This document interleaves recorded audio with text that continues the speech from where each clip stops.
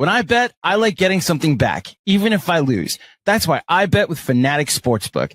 When I bet with them, I earn fan cash, win or lose, and I can flip fan cash into bonus bets or use it for new Knicks apparel at Fanatics.com. Download the Fanatic Sportsbook app and let the fan cash flow. Gambling problem? Call 1-800-GAMBLER. Connecticut residents call 888-789-7777.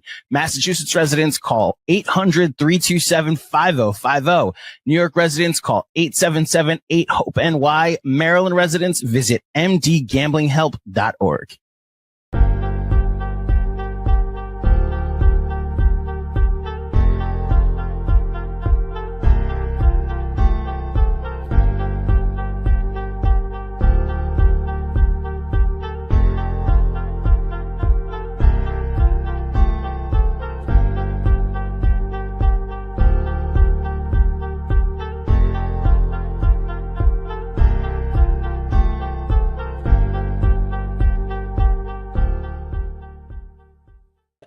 All right. What's going on, everybody? Welcome into a special Knicks Film School Summer League Postgame Show. I'm Kris Pursiainen, and like it says right there, welcome on in. You just watched the New York Knicks, or maybe you didn't. Maybe you're here to get a little summary because you couldn't catch the game. You were out riding a bike or doing something nice in this great weather, but a 91-88, the final score between the Indiana Pacers and the New York Knicks, a rivalry that they like to talk about on the TV broadcast today. Obviously, the weight not exactly there, especially considering they just did that in the Eastern Conference Finals, and now it's day 6 of Summer League, and that's just objectively less exciting. Nonetheless, fun game. For fun Summer League game. I always think that any Summer League game that goes down to the wire, like, you're objectively getting professional athletes competing for their jobs down to the very last second. That's the best outcome you're going to get from any Summer League game. And hey, now, did we get it? The New York Knicks with a big comeback at the end of the game. The Pacers had as much as a 17-point lead with about a minute left in the first half of the game. The Knicks' biggest lead of the whole game was a 2-point lead that came less than a minute into the first quarter. The Pacers in that second quarter is obviously when they really got ahead. Right before they took that 17-point lead, they went on a 21-3 run. That was like the game if you wanted 2020 hindsight it. But objectively speaking, Knicks responded really well to those runs. The New York had a 16-5 run in the third quarter, and they had an 11-3 run in the fourth quarter. So for a team that is seemingly leaning a bit more into speed, into pace, into getting the ball up the court quicker, into getting into their actions quicker, so that if their first action doesn't work, they actually have time to get into a second action instead of just being like, hey, where's the best guy on the court? Go do something, please, God. This is all like, things are happening. I saw a pretty good stat earlier today. The account that posted it was, I want to say AOP NBA. I will go double check for you right now because I'd like to read that stat.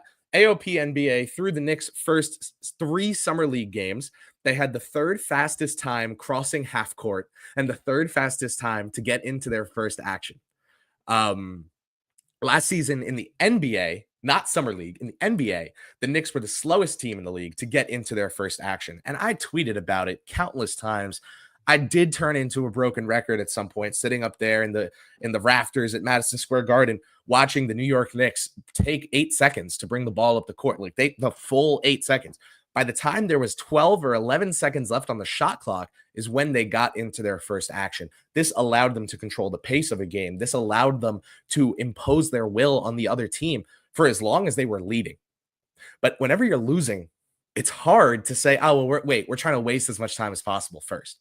It's tough. And when you're so used to playing that way and you're not used to playing fast, and trust me, Tom Thibodeau wanted the Knicks to play fast. He wanted that in their lexicon. But it seems like Mike Brown is coming in and saying, this is all we're doing until I am able to look at this team and say they can play fast. Objectively speaking, from a Summer League perspective, the Knicks team isn't good. Coming into Summer League, their odds to win the Summer League championship were plus 8,000. That means if you had bet $10, you would have made $800 off of that $10. that is how profitable it was to bet on the Knicks to win the summer league. And I don't think gambling odds are everything in the world. I just think it's important to say they were tied with 2 other teams for the worst chance to leave summer league as the champion. So for this team, you're not expecting myriad displays of talent. You're not expecting a breakout. You're not expecting somebody to show you that they are an NBA player and you didn't know that going into this summer league. What you're expecting from a roster like this is honestly more about everything but the players, right? How does the coaching respond to adversity? What is it that they think is important throughout these games? First 2 games, Mike Brown, I was there in Vegas. He's buddy with Mikal Bridges, with Leon Rose, William Wesley, Gerson Rosas. They're all talking, this, that, the third. Games 3 and 4, that guy was dialed in. He had like a legal notepad and a pen sitting there like this the whole time, being like, like tongue a little bit out, like you really got to like pay extra attention, like you're squinting, like he was dialed, man. And I think that it's interesting for me to see that because I just, it's so old fashioned to just, you know what? I'm just going to sit down and just write what I think and write what I see. I love it.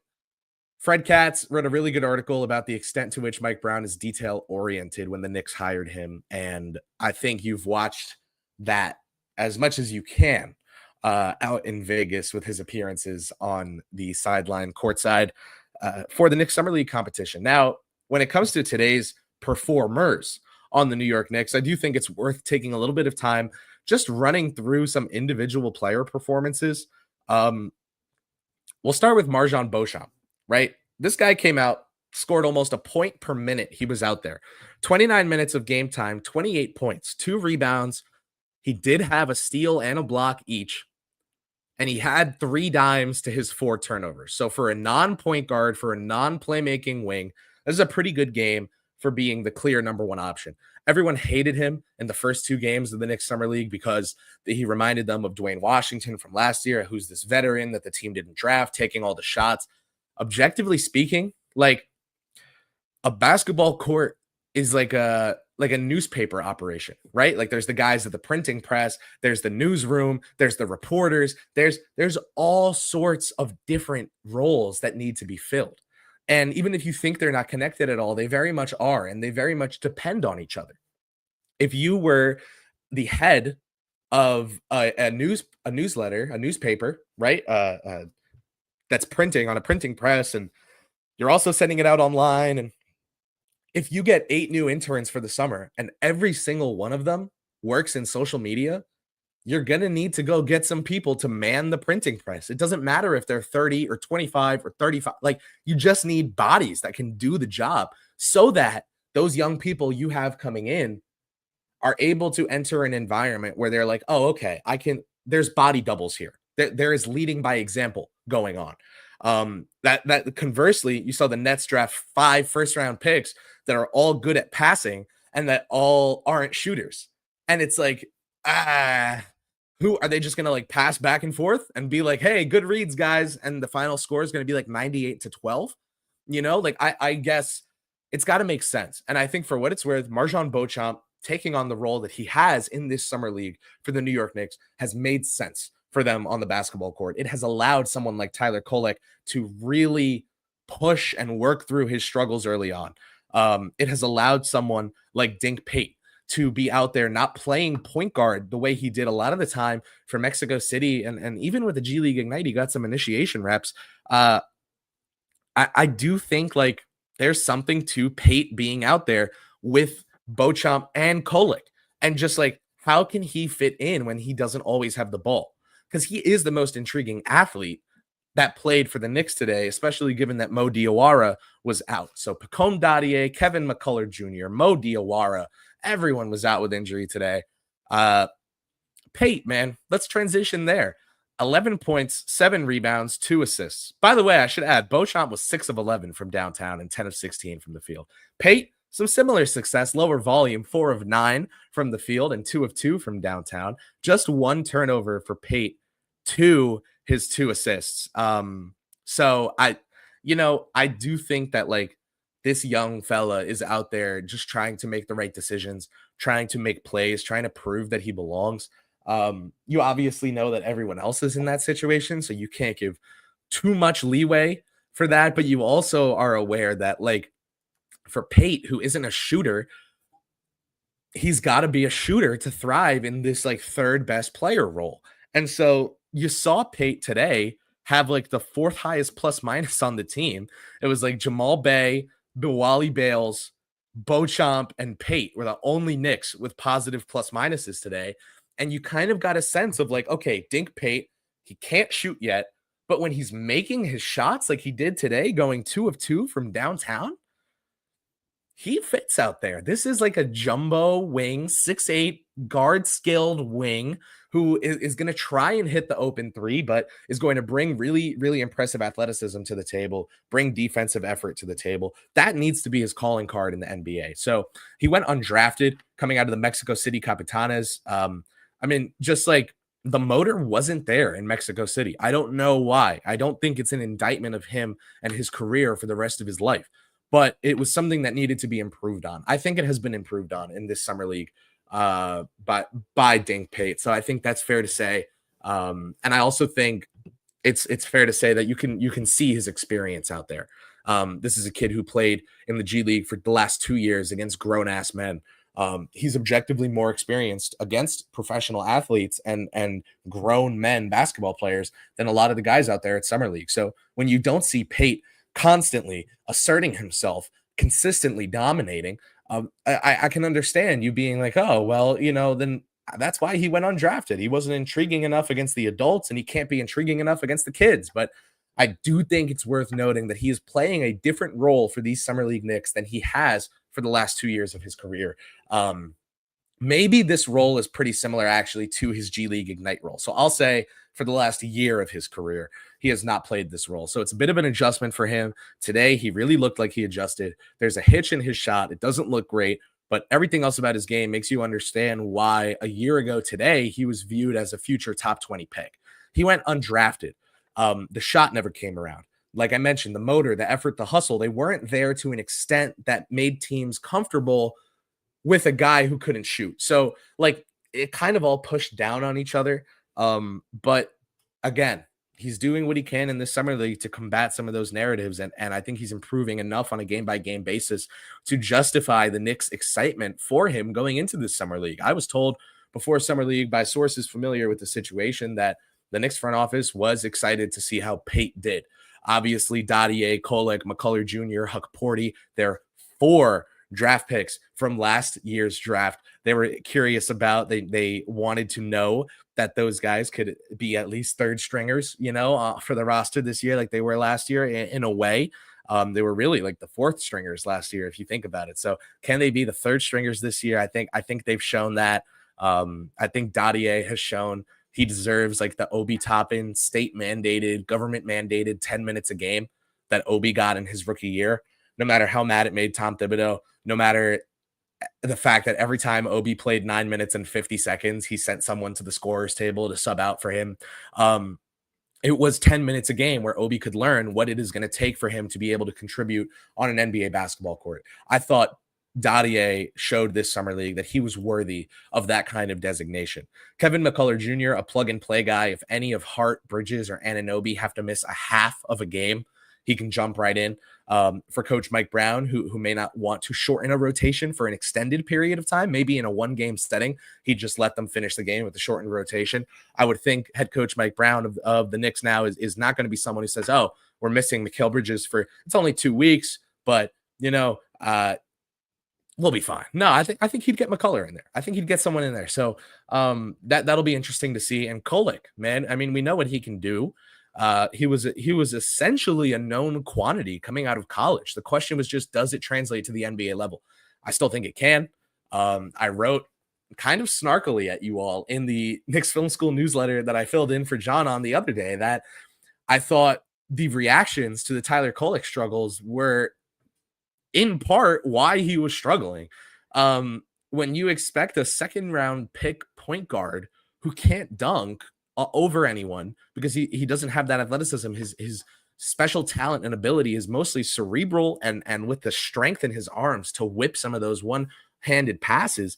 And when he's out there on a court with a bunch of guys that can't finish the plays that he's making for them, like, I can't sit there and be like, this is all his fault. A lot of you could have, and you did. I didn't have it in me yet. And I think the turnaround after his game 3 performance is indicative of an overcorrection. I think today he had a performance that fell right in the middle.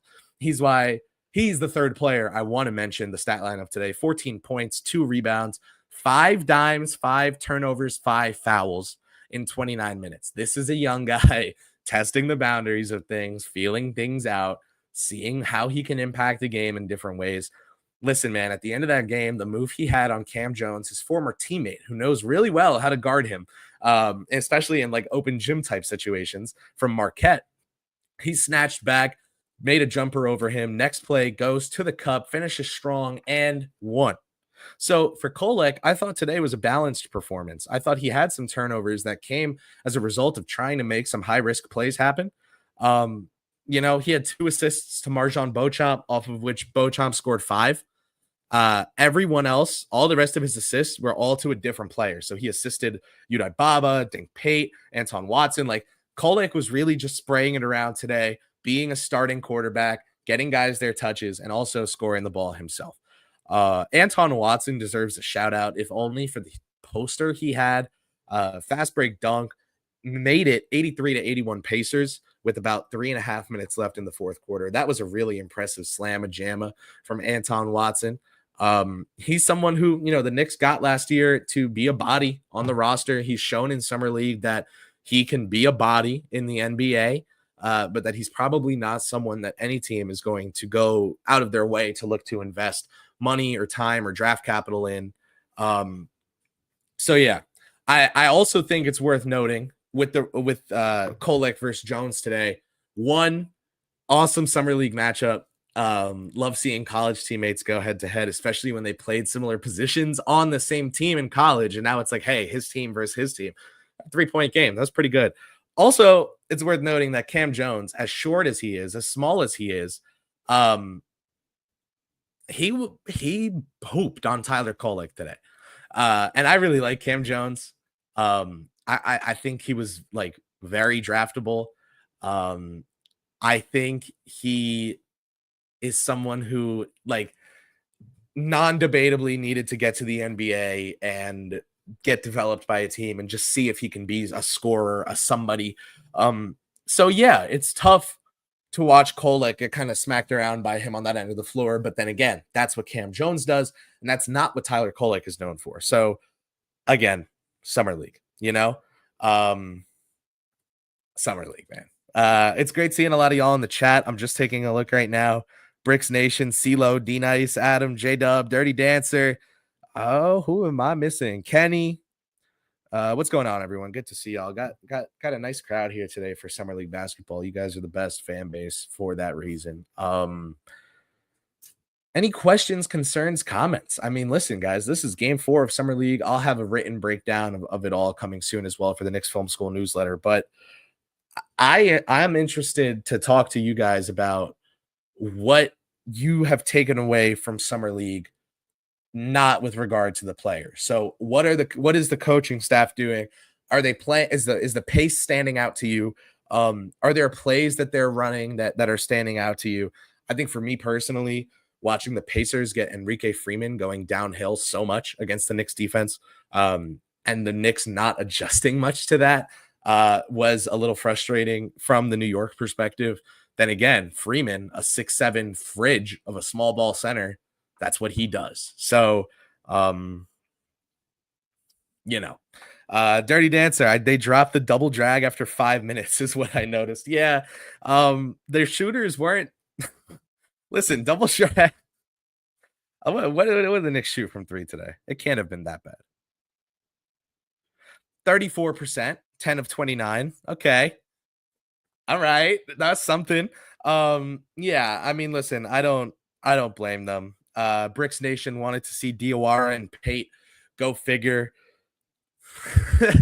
That's Summer League, man. Especially now, like, I was out there in Vegas for a week. I did not see VJ Edgecombe or Ace Bailey play 1 second of Summer League basketball. Now VJ is back to it. He sustained an injury, was not his fault. Ace Bailey sustained an injury, not his fault. But they sustained those injuries in a summer league that a tenth of the league was at, as opposed to all of it. I don't know. I saw Brett Siegel, my colleague at Clutch Points, tweet about how the NBA kind of needs to do away with the Salt Lake City Summer League and the California Classic, because when you have all 30 teams come together, when the Athletic gets all their writers together, when the vendors, when the league partners, when they all get together to discuss promotions and business for the next year, and people leave not even seeing 2 of the top 5 picks exclusively because they needed to play in Utah before. Can you at least understand why that's a hard sell to me? That's all I ask. Dirty Dancer, 90% of those 3-point makes were Marjan. Yeah. Yeah. Unironically, I think it was like 70%. So not great. Yeah, I mean, listen, if you're running an action to get guys looks, and then no matter what's happening, they're not making the looks, you can do one of 2 things. Continue to trust the numbers, and either bounce back or watch the tide just blow right by you and throw you to the side, or you can switch things up. You know, a lot of people think it's better to be early than late. Knicks opted for early today with the double drag, and I like that. Dirty Dancer, that's a great observation, man. Are you concerned that Najee can't lift his hands over his head? Oof. First of all, be nice. Second of all, I think Najee has been the Knick that has disappointed me most in this summer league. And I don't think that is at all a problem of James Najee's. I think I set him up. I looked at the Knicks bringing James Najee to summer league and thought to myself,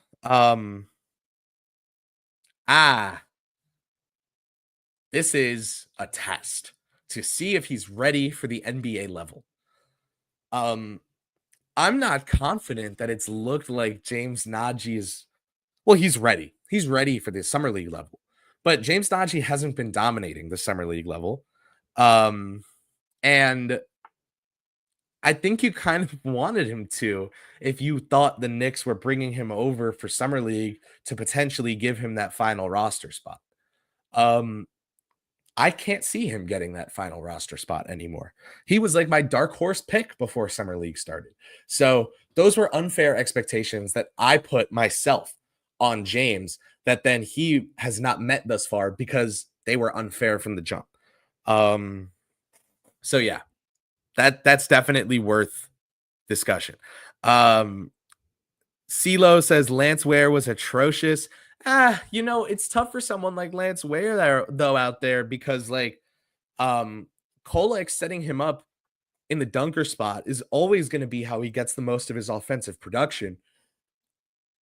The Knicks didn't have the shooters to scare teams off in pick and roll from just collapsing on the paint.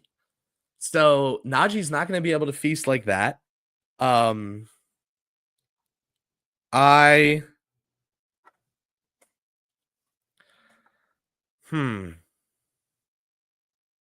It's interesting. It's interesting to say. I think it's tough for a big like Ware to go out there with a team that effectively has as little offensive structure as is possible for this time of year. And I don't know that I'm just like, I guess he did not play well today. I just don't even, I feel like singling him out isn't the point, I guess is what I was trying to say. So maybe it did seem like I was just coming to the defense of Lance Ware, but I kind of was.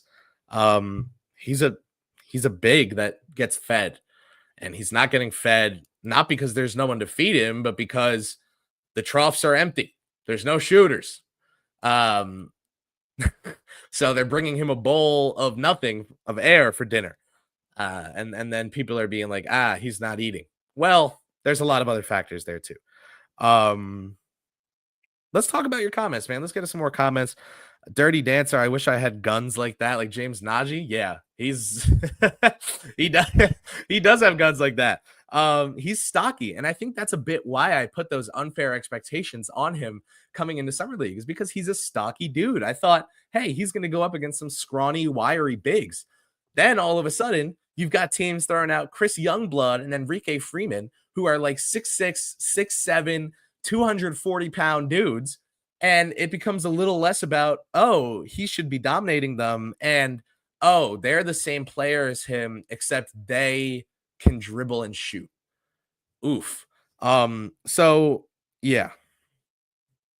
Yeah. Let's get to the next comment. We have Bricks Nation says smash the like. I appreciate that. We don't need to throw it up on the Jumbotron. I'm not gonna beg out here, but Bricks Nation, very cool of you. I appreciate that. CeeLo, Lance Ware was atrocious. We got to that. Knicks Prime, stop watching Knicks Summer League team. Nothing encouraging to see. The drafted rookies are looking dreadful. Okay. I get this, right? But here's where I disagree with you. There is going to come a point in this season when someone gets hurt on the main roster and someone from Summer League has to fill in for them. And people want to know what to expect from that player. And so knowing that that player is going to play now, they're watching them because they want to. This feels a little bit like going into the Lego store and being like, you guys are all losers. Legos are so lame. Like, hey, man, maybe you're right. Not the place or time. No one wants to hear this right now, right? And it's like, you might be right or wrong, and I don't think anyone cares. This is like just objectively like, hey, you guys are having too much fun over here. Sorry. Let's get back to it, though. D-Nice7754. Kolek is a roster spot and looks to have regressed. Najee was a long shot. Yeah, Najee was a long shot. But I don't know. Maybe I'm a gambler. Maybe I liked the long shot. I was just in Las Vegas. I was feeling the long shot. I said, this guy has an 18-1 chance to make this roster. I might keep an eye on that line. Yeah. NYK Mets 20. Do you see a little poor man Amen Thompson and Dink? Good handles, great blow-by speed, and defensive upside. Funnily enough, I was talking to Dean Macri about the Knicks Summer League roster before he departed for Europa. And I told him about Dink Pate and how Pate was probably the most interesting player on the roster that isn't one of the four guys they drafted last year. And maybe even more so than Diawara. I think Diawara has shown to be the most interesting new Knick on the Summer League team because of his length, his strength, his size, his ability to handle the basketball and make open jump shots and defend and make his size and length functional and put them to good use. But I told John, I was like, the best way to describe Pate to you without making you watch film or without like cutting out too much context is basically like, think of it as G League Thompson twin. And you seem to agree. So NYK Mets, my guy. Respect. We got a super chat. Let's get right to it. We know that gets you to the front of the line. Kara Goldenberg 45 with the super chat. Appreciate you very much. Thanks for tuning in and for showing support. Comment with the super chat or not always means a lot. The fact that you chose to make it a super chat is really genuinely heartwarming. And that's very kind of you. So I appreciate you, Kara. What's going on? Hope all's good. Hope you're staying cool in the hot weather in the summertime. I was definitely sweating bullets in Las Vegas, now back in Jersey where it feels like Antarctica compared to there. Pate, I could see getting a two-way deal. I could see Pate getting a two-way deal. And I think that the fact that he is 6'8", has played point guard in his life, will probably not play point guard at the NBA level. That is him as a player right there. Because if he ever gets so good on defense that you have to have him out there as a non-shooter, because between the athleticism, the ability to read the floor, make the right read, and the defensive ability, he's just like 6'8" Davion Mitchell, that's sweet, right? But if he can't, you know what I mean? Like if the shot doesn't, if the defense doesn't, it's gotta, you know what I mean? Like it's gotta come with some momentum. He can't just be out there, y'all. So I do think he's shown some of the right things this summer league. I think he has shown enough to be very much worth the Knicks' time, considering where they are as an organization. He should be just in Westchester, carte blanche, right? But like not fully, a little bit of structure in the organization and all that, but like I do think they should sign him to a two-way if they get Diawara with the second round exception and then grab like McCullough. How would that work? Jeremy. But yeah, so I know Diawara would be two-way exception, and then you got to kind of keep it rolling from there. So like McCullough on a two-way, he should get one of those spots. Pate could get another. I don't know I think Kolek has a roster spot, and then Dadier would be the other one, or I don't know if Dadier, I don't know. I should know these things. That's just like objectively bad for me. This is why Jeremy Cohen is Jeremy Cohen, though, we'll say. Okay. Keep it pushing. Adam 5887. Kevin Knox was Summer League MVP. Grain of salt, folks. Yes. But I think this statement is half right and half wrong. Like, Kevin Knox was Summer League MVP. Jalen Brunson looked really bad in Summer League. Are those things that you should hear and be like, oh, now I can ignore Summer League, or go with the opposite of what Summer League says? Or does it tell you about what skill sets thrive in Summer League and which don't? Does Jalen Brunson not doing well in Summer League because teams were putting out these gigantic lineups and he couldn't score against them and he hadn't bulked up enough yet, even after spending several years at Villanova? Like, does that not make anyone think of Tyler Kolek struggles to start? Nobody's calling Kolek Brunson. Nobody is doing that, I hope. But like, there's got to be a second level to this thinking. It's got to go deeper than this. What skill sets translate right to Summer League? Transition. It's always transition. Sloppy play and transition, or sloppy play is going to result in transition opportunities. So yeah, an 18-year-old forward that could dunk on anyone at the time was Summer League MVP. That teaches us about the opportunities he got in that Summer League. He played a lot. It teaches us about the style of play in that Summer League, where offense was kind of at a premium and transition looks ended up being the majority of teams' offense. And Kevin Knox just two-hand jamming everything and on a fast break was really good for him. So yeah, I guess that's my spiel on this is you're right. And yes, grain of salt, but grain of salt means grain of salt, not ignore everything that's convenient and only act like the players you like doing well matters and the players you don't like doesn't. And you get what I'm saying? Adam, I'm not saying that you do this either. I just like you gave me a soapbox. I jumped off it like a trampoline. Let's see. What else we got? Kara, to add to her Dink super chat, said they need to keep and develop Dink. You can't teach what he has. Yeah. You're right. His athleticism isn't teachable. I also think there's something to, like, you do need to teach him a shot. And if the shot doesn't come along, he needs to become a legit defensive event creator, like a lengthy Herb Jones. And like, that's really tough to ask of anyone. So yeah. Dirty Dancer, Pacome and McCullough looked fine. Huck looked like Huck. I don't know if Huck looking like Huck, I don't know if you think that's a good thing or not. I actually don't know enough about what you specifically think about Huck Porty. The tone of this message makes it sound like you were not the biggest fan of his production. I think there is something to, again, the spacing on the floor, the shooting in general, the pull-up shooting, the catch and shoot spacing. I can't come down too hard on guys for the flaws in summer league. It's more about like, oh, they were able to show that they're good at this even with these. For Hukporti, that's like shot blocking and short roll reads. Weren't a lot of short roll reads for him to make. So he just got some shot blocks.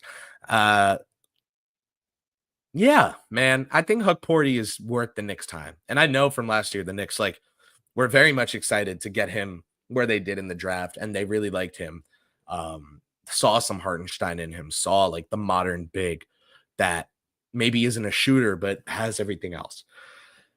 Dirty Dancer. Kara probably invested a ton of emotion into Jalen Martin. Yeah, I mean, listen, Pate is 2 inches taller than Martin, so I do think it's a little different. That is a huge difference. I think Martin is out there in Summer League still with Brooklyn, but in a boot. So I saw him in a boot on. At least I thought it was him. I shouldn't say that when I wasn't 100% sure. We'll see. Yeah, I get what you're saying, DD. I just like the Knicks are a good team now, and finding Luke Mute with the 51st pick in the draft and Mo Diawara, like those are the kind of things that keep good teams good. So Pate probably is worth keeping around and seeing just what can he do and what can we teach him. As much as it is great that he got experience in the G League for 2 years, I don't know that the G League Ignite staff at the time, which is now defunct, like was in contact with Mexico City. Like, did they have I'm very confident that each team, Mexico City and the G League Ignite, had a legit professional development plan for Pate. I'm just wondering if it got a little like The Force Awakens and The Last Jedi, where one movie comes after the next, but it felt like the two directors and the two writers had never once spoken about the fact that they were making two movies in the same trilogy. Like, I wonder if there's something to Pate getting a full season in Westchester on a 2-way deal, but with consistent development, with consistent expectations and goals for him from the coaching staff that could help him out. Jordan White, 8837. What else are you noticing from the Knicks play style in Summer League, and how might that translate to the varsity squad? It's all pace. I think something that is interesting about this is the way that Mitchell Robinson is actually suited to help the Knicks in this way. I do understand that he is not traditionally, you would associate Karl Towns a lot more with fast modern offense than Mitchell Robinson. But I do think that there is something to Robinson being the vertical lob threat that he is that will help the Knicks play at a faster pace. Also, his offensive rebounding, right? The Knicks playing at a faster pace instead of 12 seconds on the clock when Brunson gets a screen from Towns and they get into the offense, there's maybe 16 or 17. And that's a small difference until Brunson misses that shot. 12, 11, screen, comes off the screen, 9, jumper, off the rim or the backboard with 7 seconds to go. Offensive rebound. Okay, right? Now you can reset, whatever. But like, you're objectively rushing. You were rushing from the start. When you're able to get up the court, if Brunson gets that ball up, gets into the action 5 seconds earlier, instead of the miss coming with about 8 seconds on the clock, it'll be 13. And like, even if you don't immediately get an offensive rebound and just get it right back up or clean it up, like, there is something about giving yourself an opportunity when a shot has not been taken, when Jalen comes off of that screen and the shot isn't there. Well, now there's 13 seconds left instead of 8. Now, instead of feeling like you have to just dump it to Karl and he has to just throw something up, you have half a shot clock damn near to run an offensive set, which you only needed 12 seconds to do last year anyway. So the Knicks, because of low-hanging fruit, are essentially going to be able to 2-for-1 a lot of their possessions from last year. So yeah. Ricardo Foix, the new developmental guy, is good. I have faith, sort of. Yeah, he's a Mike Brown guy. He seems excited to come coach in New York. Fred Katz wrote the other day that he was sitting with the Knicks contingent at the Knicks Summer League game. I believe it was me who noted that he was sitting next to Mark Bryant. So it wasn't like with Leon, but it wasn't with Mike Brown. It was with an assistant that, was a deal for the team last year. What was a big man coach. We still don't know who's going to be coming back and who's not. It seems as more and more time goes on, and it's increasingly likely that guys are going to be back. And I wrote about this in the Knicks Film School newsletter the other day. If you'd like to go check that out, I believe it's in the free section, even though it's a paid newsletter, about what I heard in Vegas about the Knicks coaching staff, the extent to which coaches are aware of what's going on, yada, yada.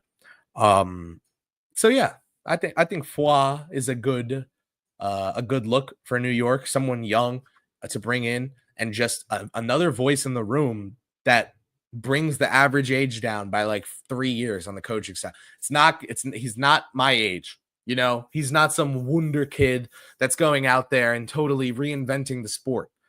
But like, I do think there's something to this being a pretty, even if not direct, a pretty intentional contrast from the coaching staff in years before.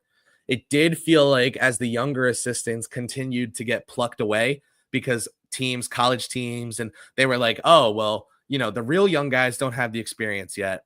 And the top assistants like Erman, Greer, like those are the Tibbs guys. But Woodson, Payne, Bryant, these guys don't have the allegiance to Thibodeau. So let's go pluck them. Let's go get them for Indiana. Where did Payne coach?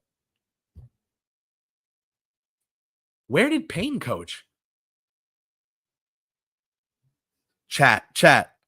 Was it Arkansas? I know it was. Kenny Payne? Oh, Louisville. Damn. Louisville. That's right. Yeah. So like they went and grabbed these other guys off the Knicks staff. And then as Tibbs and his assistants keep getting a year older each year, and the younger guys are all kind of just now with the analytics in the back, or like there wasn't that Johnny Bryant aged assistant for players to confide in anymore. I don't know. I've written time and time again. I don't think it's a coincidence that the Knicks communication issues that were like kind of there throughout Thibodeau's tenure immediately became a legitimate actual problem representing itself on the court on almost a possession, on almost a quarterly basis, pretty much, I'll say, is like the defensive communication. I just don't know that I think it's total coincidence that that Johnny Bryant left and the communication got like worse over this last year, seemingly. So yeah, Dirty Dancer, Knicks have room for one vet minimum, one rookie exception only, and then they have the two-way spots though, right? Too, so it'll be like maybe Shamit, and then like Diawara, and then the 3 two-way spots to like Pate, McCullough, Dadier. Would Dadier get a two-way there? I don't know. Jeremy would know. I'll ask Jeremy. This is I gotta get better at cap stuff. Dirty Dancer, Huck is fine, solid third big. Ricardo was very respected down here in Tucson, but he hated recruiting, so he left college.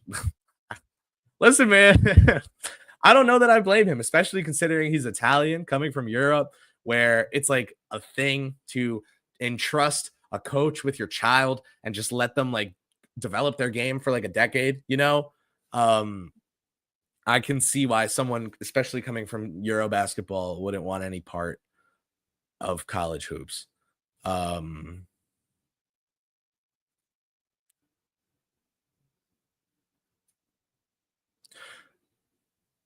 Kara follows up on Dirty Dancer. Phil Handy would have been incredible. Jason Kidd is a magnet for talent.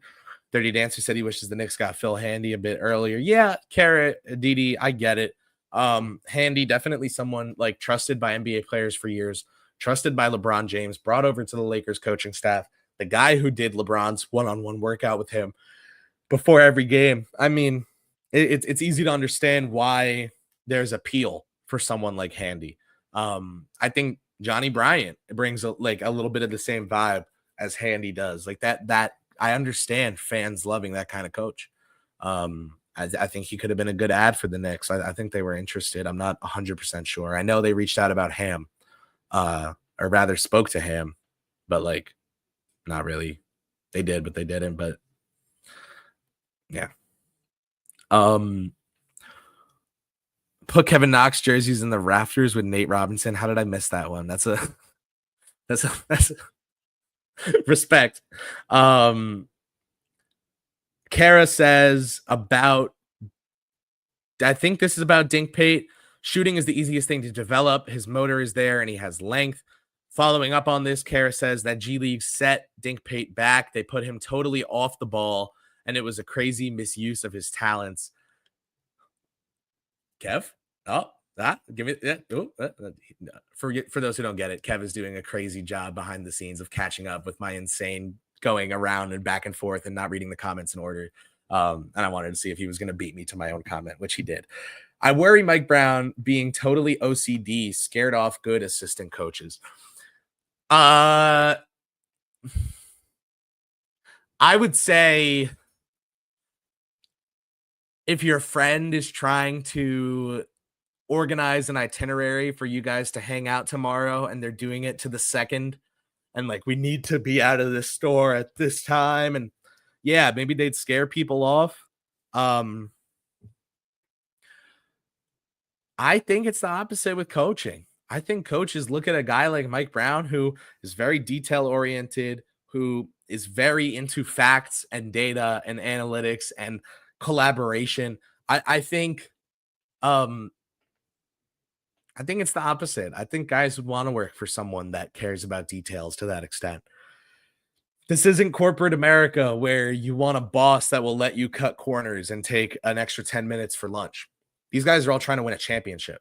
These guys are trying to develop careers in coaching, and they know they can do it if they win a championship. So I think guys want to work with guys that they want to work with. And Mike Brown is a guy that people pretty consistently over the years want to work with. I think this is a silly worry, given the amount of legendary head coaches that have wanted Mike Brown on their bench, that have gone out of their way to get Mike Brown onto their bench, whether as an assistant or an associate coach. So I think this is silly. Let us stick to it. Kolek is a drive-through on defense. He's hurting any team he's on. I understand this, Junior. I understand this. I know where you're coming from. You're saying that there's two halves to the game, and if you can't play one of them, then how can you play? It's hard not to just immediately go straight to Brunson, but I kind of have to for the specific example I want to point to, which is the extent to which Brunson playing up and being physical on Jaylen Brown and Jason Tatum, despite not being able to guard either one of them in isolation, just being physical when he got switched onto them, like the extent to which that helped the Knicks just straight up defeat the defending champions in the NBA playoffs in a 7-game series. That was like 2 months ago, man. So I listen, I know that the point is that I know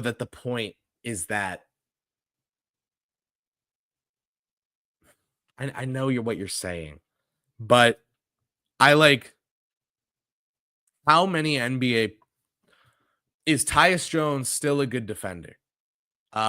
Is he a good defender? Does he get into guys? Is he forcing turnovers? Right? Like Colin Gillespie gets a lot of steals. It's why he plays in NBA games when guys are injured. Deuce McBride, same thing. I think the point guards that impress people on defense are fewer than the point guards that are out of the league because they can't play defense. Does that make sense? Like, I think you're right. And I also think you're right here. And then your takeaway, sure, it objectively hurts a team when you're not good at defense.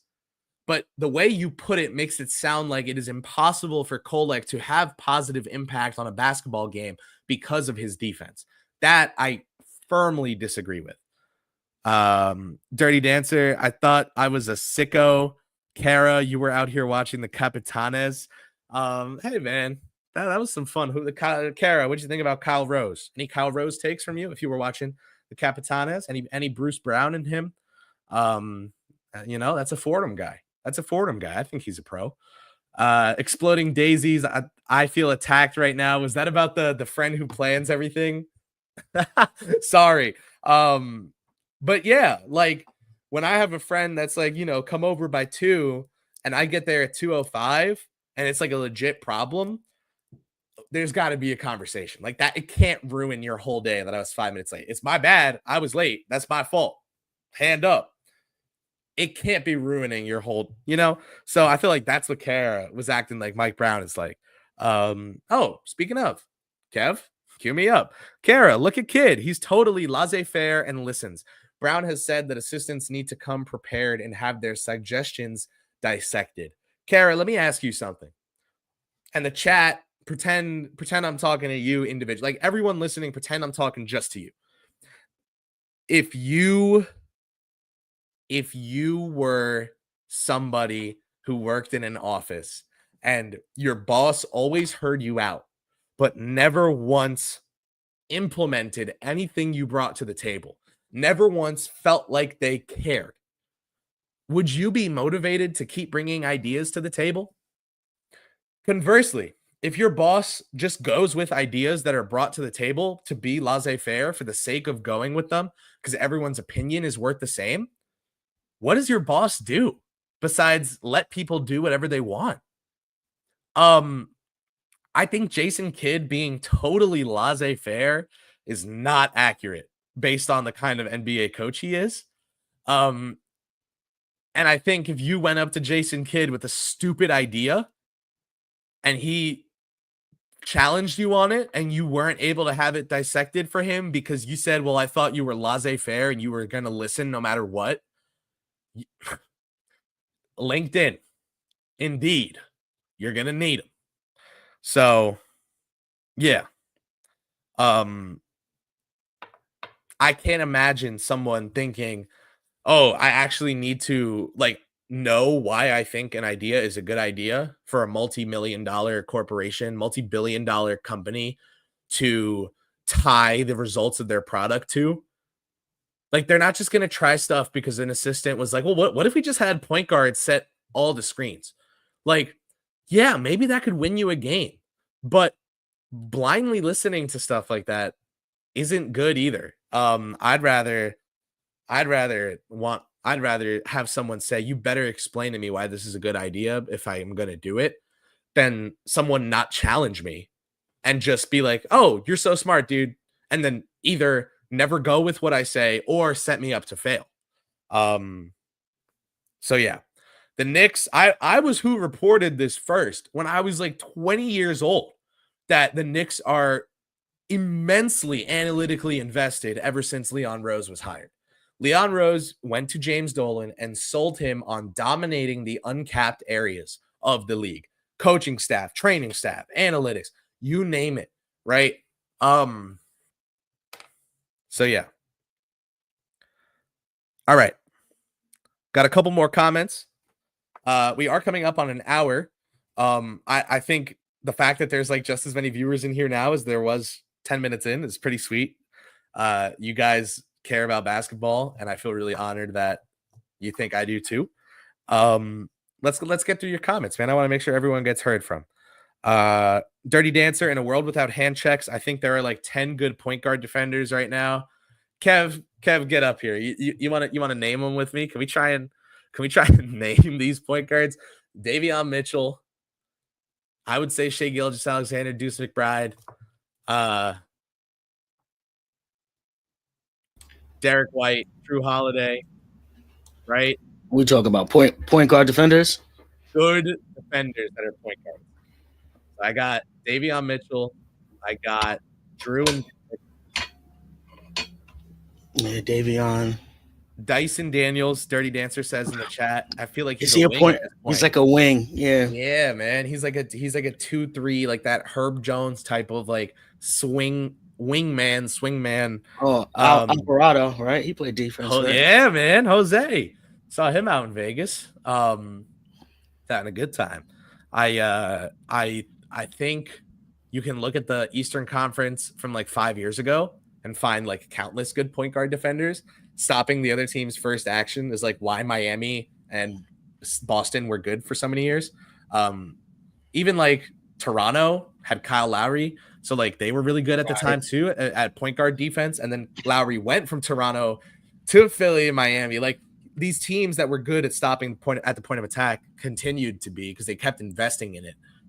How many actual players are there that like,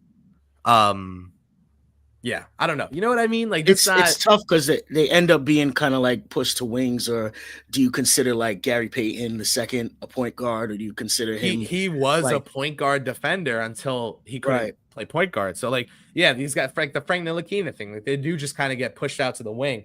For what it's worth, I do think that point guard defense is not as valuable as rim protection. I know Mensah cares more about the point of attack than rim protection. And I know he's like loud about it. So I know I'm doing some counter programming here. Mr. Mensah, I'm sorry. I just don't, I'm not with you. But I think it's interesting that like, I'm definitely not positing that point guards that can't defend should just like be allowed to run amok in the NBA because screw it, who cares? I just think, to Junior's point from earlier, it is not some definitive career-ending designation for Kolek that he's a poor defender, especially in a league that is as offensive as basketball has ever been since Wilt Chamberlain and Bill Russell played. And also being a reserve too. It's like less of an indictment if you're going to be playing, you know, back up Brunson's 9 minutes. It's like less of a worry, my opinion. And you have Bridges and Anunoby and Robinson. Like you've invested in infrastructure to be able to sustain this kind of stuff. Obviously, Brunson and Towns on the court at the same time presented the Knicks with issues to an extent where they put Robinson on the court as well, and took Hart off of it. But yeah, I just don't think Kolek not being a defender means like it is a failure that the Knicks traded up for him or whatever. Like at some point, guys got to be allowed to like mess up and learn too. Like those first 2 games of Summer League for Kolek being as bad as they were was awesome because he got shoved in his face the stench of what happens when he isn't decisive, aggressive, afraid. And when he is afraid to mess up, he will mess up. So like he comes out game 3, he's like, oh, nah, you're going to get these catch and shoot, no dip threes. I'm going to snatch back, pop this in your face at the top of the key. You're getting floated on. You're getting and one. You're getting dimed up. You're getting dimed up. Like that. All of a sudden you see a guy able to make some impact. And it's like, I'm fine with him playing that way and going 1 for 13 too. It's just when he goes 1 for 13 and every basket is like, I feel like the invisible hand of God was like pushing him in the back towards the rim. Like, come on, dude, you got to shoot something here. Like, that is a little worse because then you feel like he's hesitating into missing. At least miss confident. Like, at least be decisive. So yeah. Any other names that came up in your mind? Good point guard defenders. Jalen Suggs. That's a great one. But again, that's a great one. And there's one that kind of matches with him in like maybe Scoot Henderson in a year. Could be like like if Chauncey can get that out of him, I can see him repurposing his athleticism into just like you're not scoring on me. So that's one to keep an eye on. I think we'll see if he can't make the most of the opportunity. I know they brought in some point guards, but at least one of them isn't going to be playing this year. Dame Lillard to the Trailblazers was certainly a wow moment for me today. I almost thought about leaving like 5 minutes at the end of this stream to talk about it. And I was like, honestly, what is there? The guy's not going to play for a full year. So we'll move on. Caruso. I said Drew Kara, but I missed Caruso. That is the answer. Drew I had right away. Caruso was really bad that I missed. Thank you, Kara. But yeah, all right. Enough of that. Kev, let's wrap up here. Let's clean up. Kara says, Yes, but the stuff happens in real time. You hire people you trust and you let them work. You hire top proven talent and let them do their jobs. The head coach's job is to determine when to let certain people do their job. Like Leon Rose doesn't just put Brock Aller in charge. He listens to Tibbs and Aller and Wesley and Perrin and Zanin and the players and Dolan, and then he coagulates and collates and understands the perspectives and builds a fortress of them all. And he says, okay, this is now our perspective. This is our organizational perspective. And I think there's something to just, how do I put it, man? I think there is something to just being able to look at your assistants and say, hey, this is what I have you for. Now, Tom Thibodeau objectively let that, like, he did it, right? Rick Brunson, Johnny Bryant the year before would try and get him to take out the starters. They would try and get him to, play a little faster, to not play keep away at the end of a game. They would try and get him to play a shooting lineup, right? But that was their job. And his job as Tom Thibodeau was to ignore them at times. If you don't have a head coach that's willing to go down with his beliefs, then what's the point of having a head coach? You can just hire a lawyer and he can like litigate between the front office and the locker room and the ownership how the game should be coached. Ultimately, you hire a coach because you value what they have to say. So like, yeah, I do think there's something there. Kara says, per ESPN, Kid values that input from his assistants, distributes responsibilities rather than dominating decisions himself. He views coaching as a committee process where each assistant brings something to the table. I think this is normal. I think a lot of coaches have a small room of coaches that they trust. I think Tom Thibodeau brought those coaches with him from Minnesota. Yoshimoto, Ehrman, Greer, his crew, the Tibbs lifers, and just because those guys have been with Tibbs forever, we don't know exactly what it was they were suggesting to him. We don't know exactly what parts of Tibbs's coaching style have came from them in the first place. We don't know the impact that they had on his coaching style from before the game even started, right? Maybe he was going to do something even worse than what you think he's doing is, and they changed it. Like, you just don't know. You just don't know. But Kid, I don't know, besides Sweeney, like getting some shouts from other teams.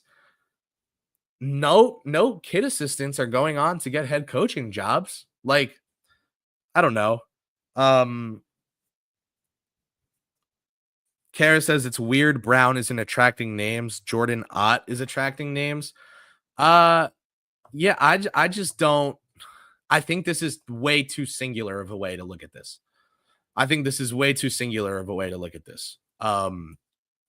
It's like having a friend that's really good at something and they go sign up to work with some company when a bigger company made them an offer. And it's like, maybe that job opportunity just had more specifically what they wanted.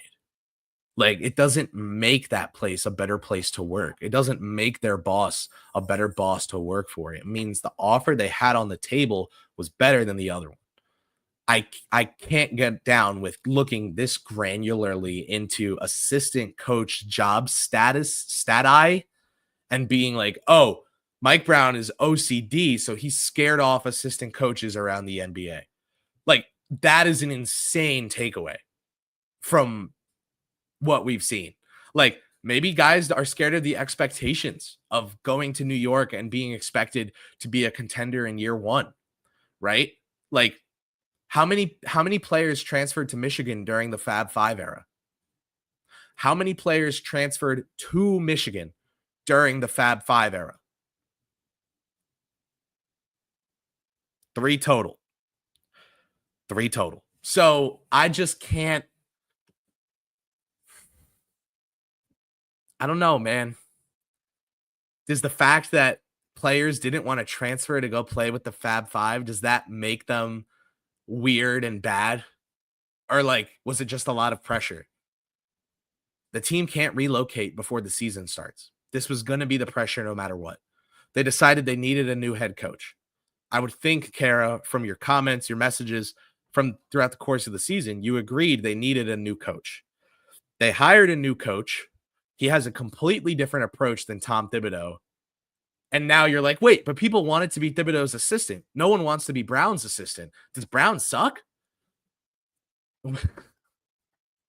I give up. Give up. Yeah, I don't know. Tom Thibodeau had lots of guys. Johnny Bryant, Mike Woodson, Kenny Payne, all joined his staff. So, like Jordan Ott getting guys to join his. So you're saying that Ott is going to fizzle out like Thibodeau, who you didn't like. Like, there's no consistency in agenda here. It's like, I want the Knicks to stop doing this and to do this instead. And then they do it. And it's like, wait, not like that.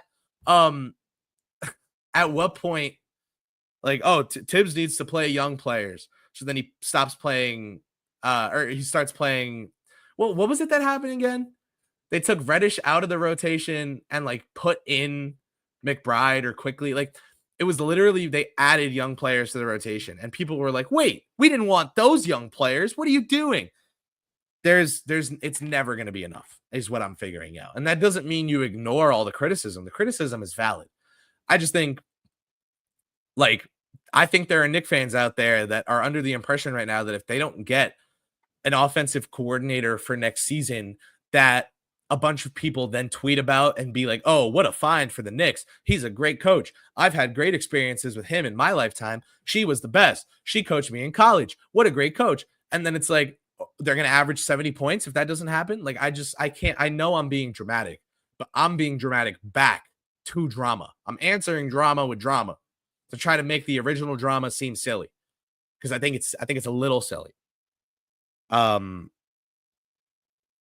trying to approach this as nicely as possible. If you can't tell that I'm struggling with it, because I frankly think it is so beyond ridiculous to analyze that granularly, assume that someone has obsessive compulsive disorder, and then say that is scaring off coworkers. Like that's insane to write online publicly, I think, objectively. So I've been trying to address these comments like as nicely as I can. Because sports is about being fanatics and about caring too much. It's never too much. You care as much as you want and then some, and then add more. But like, that's you getting to be you. I'm up here right now to be a voice of reason. So I'm gonna answer these comments the way I am because I'm up here to be a voice. If I was up here to incite a riot, I'd be like, they still don't even have a second head coach. They don't even have an associate. And they fired Tom Thibodeau a month ago. But that's not like, that wouldn't be like I wouldn't be saying anything smart there. So I'm not saying anything. Next comment.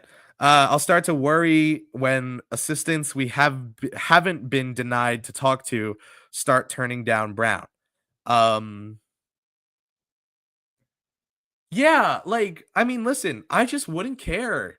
I think it's just all a perception thing. Like, how many fan bases go into each season? Let me put it like this. All right. Do any of you know a single assistant coach for the Pittsburgh Steelers? Do any of you know a single assistant coach? I'm not talking about the offensive coordinator or the defensive coordinator. I'm talking about position coaches, tight end, wide receiver, special teams. I'm talking about the QB coach. I'm talking about, like, no, but you trust their coaching staff because of Mike Tomlin. At some point, Knicks fans are either going to trust Mike Brown or not. To start off his tenure deciding you don't is allowed, but then don't act like people need to see your take as reasonable, right? I get upset with colleagues at WFAN for this, where someone gets hired, someone gets traded for, and the immediate take is, this is not going to work. Yeah, most things in sports don't. Most first-round picks flame out. Most head coaches get fired. Most players leave the league before they'd like to. That's the easy side to take.